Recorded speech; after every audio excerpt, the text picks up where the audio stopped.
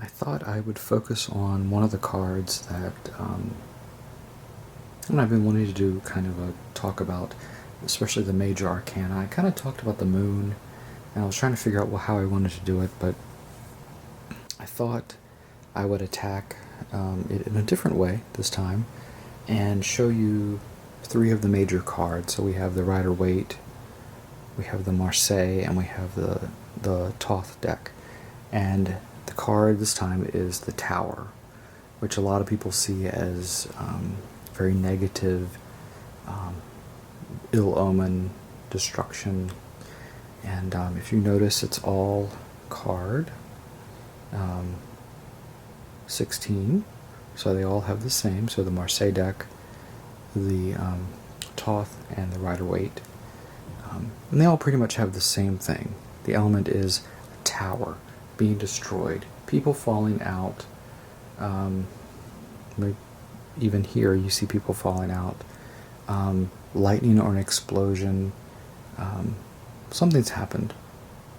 So when you are reading the cards for everyone, that you would do that, they'd see this and they're thinking, oh my God, something bad's happening, a catastrophe, a falling, a calamity, something like that.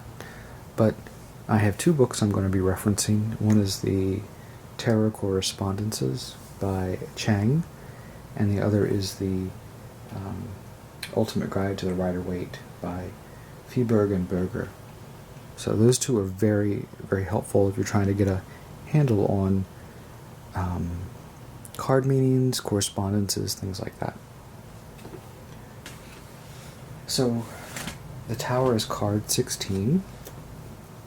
It's also called the House of God, Maison de Dieu, the Maison Dieu, House of God. The Blasted Tower, the Lightning-Struck Tower, the Hospital, the Arrow, the Thunderbolt, the Fire, the Lightning-Struck Temple, and the Ruined Tower. It's also called La Maison Dieu, Le Fond, Le Tour, Il Fuoco, La Saeta, La Sagita. Hermetic title is called Lord of the Hosts of the Mighty. It's associated with Mars, which Mars War, Mars Red. You can kind of see how the Thoth deck plays into that a little bit more thoughtfully there. The Hebrew letter is Pe, Fe, and the Hebrew letter meaning is mouth or entrance and to speak. Which here in the Thoth deck, there is a mouth and it is opening up. These two cards, looks like there's a mouth open there. It's not open there. No open mouths there. Let's see.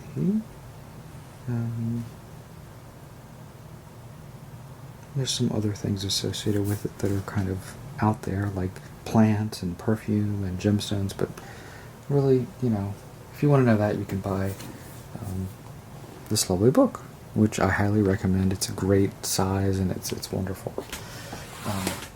The meaning inside the cards, that's what is kind of interesting. So the card warns against delusions of grandeur, a lack of steadfastness. It can come to upheavals, but at the same time, there is encouragement to dispense with one's ivory tower existence when the right time has come. So ivory tower, we have the tower.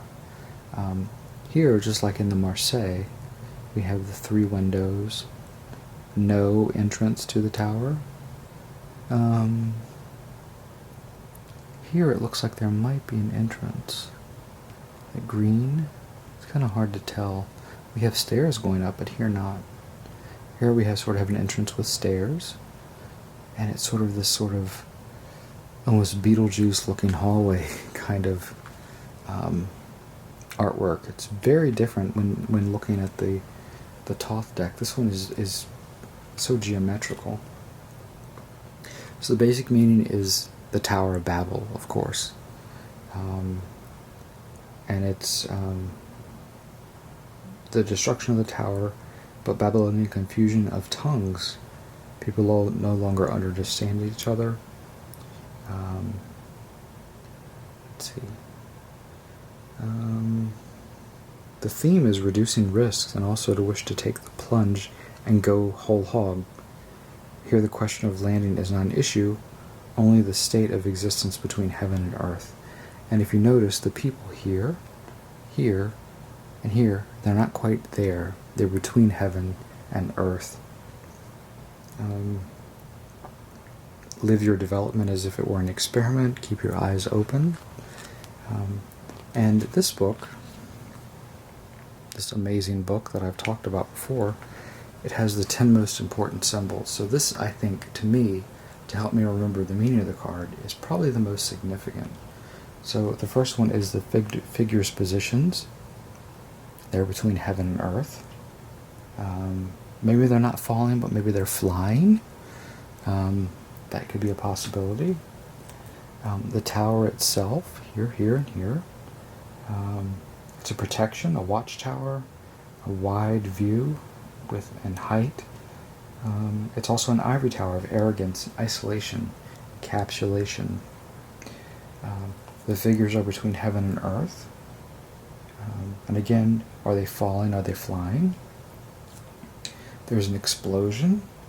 At first you think lightning is struck, but the tower flashes with flames. It's also a symbol for an orgasm, the epitome of the greatest human energies and sex in all walks of life. Drops of gold. Not so much here, but here. And in this it says the 22 drops are in the form of the Hebrew J for fire, a reminder of Whitsuntide, the Holy Ghost in the form of tongues of fire, golden drops of grace, or a destructive firestorm opposing extremes of energy. The lightning is a jagged form that suggests a W. Not so much there, it's a flourish. Not so much here. Just as the magician's wand can stand for the I, myself, the W can stand for we. The flames of passion, destruction, capriciousness, untamed aggression, call for service. It can also mean inflamed with enthusiasm. The tilted crown, here and here. Not so much here. Positive and negative, loss of control, lack of protection, a weak personality. Falling and flying. This is mentioned 3 times in this book about this particular card. And the black sky is a negative. Black sky. Here, no black, but I think it's sort of implied almost. Loss of horizon, of the overview, and of orientation. A light in the darkness, maybe, as a alternate. But those are the meanings of the card. So what I got from this, just going over this, so an ivory tower, a lot of people think they are untouchable, or that they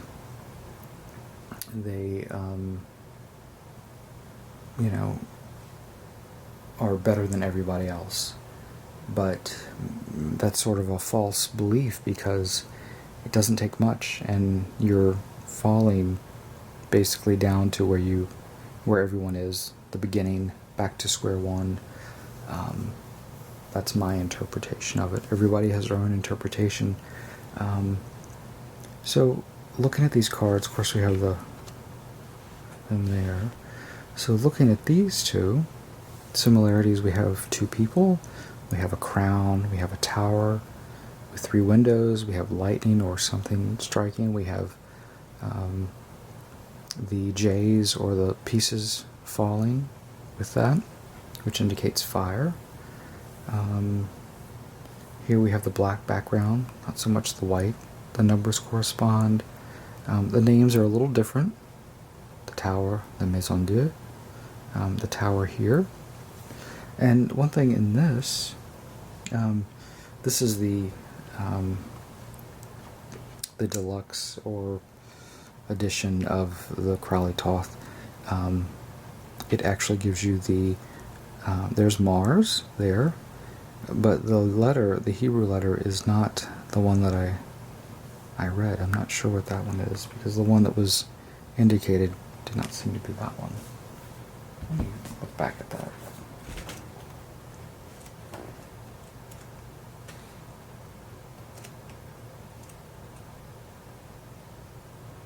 Actually, that's it. So here, in the book, the Hebrew letter, it's shaped weird. If you can see it, it's sort of this sort of backwards P. It's very strange. P, pay, or fay.